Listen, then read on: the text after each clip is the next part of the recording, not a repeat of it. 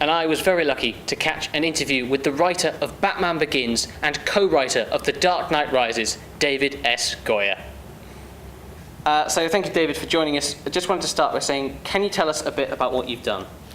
I started my career at 21 as a screenwriter, sold my first screenplay. I've been a screenwriter, a producer, a director of film and television. I've written comic books, novels, video games. So done a lot of things. What was it like working on big blockbusters like Batman Begins? It's crazy. I mean, I've worked on little projects. I've worked on films that cost, $2.5 million US, and then I've worked on films that cost $250 million. So Batman films in some cases were 100 times the size of the other things. But at the end of the day, you're doing the same basic things.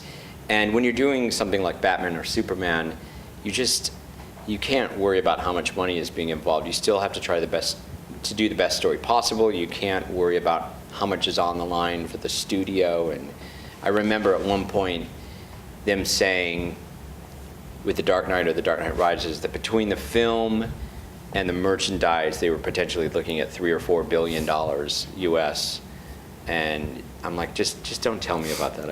I can't think about that. Okay, and did you, in that sense, did you find there was any pressure co-writing The Dark Knight Rises after the success of the previous two? There was some pressure. I mean, especially after The Dark Knight, because it had made so much money and at one time was the second most successful film of all time. So, and it was Warner Brothers' most successful film ever. So there was definitely pressure. The stakes were up. A lot of Warner Brothers' stock price was sort of weighing in the balance. But you still have to come down to writing the best story possible, and you just have to try to ignore all of that noise and do what you think is best for the story. Because if you start writing for the market or writing for what you think either the fans or the stockholders are going to like, that way lies madness. Right. Yeah. Okay. Well, thank you. We'll sort of move on looking forward now. You've got a new project, Da Vinci's Demons. Can you tell us a little bit more about that? Right. So it's a television series. In America, it's for pay cable, meaning we can swear and show a bit of nudity. First series is 8 parts.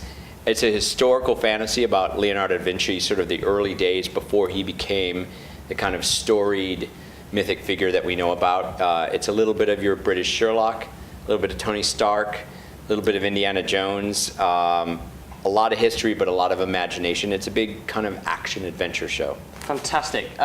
What prompted you to write that after doing something like The Dark Knight? I've always liked television. Particularly in America, I'm interested in what we call cable television, where I like telling serialized stories where the story continues from one thing to the next. You do it a lot in the UK as well. And it's one thing that television can do that films can't do, is take a novelistic approach. You can tell a story potentially over 10 or 60 episodes of something if you're doing Game of Thrones or whatever, Downton Abbey. And so there's an appeal to that, being able to tell a story over a big, painted over a large canvas.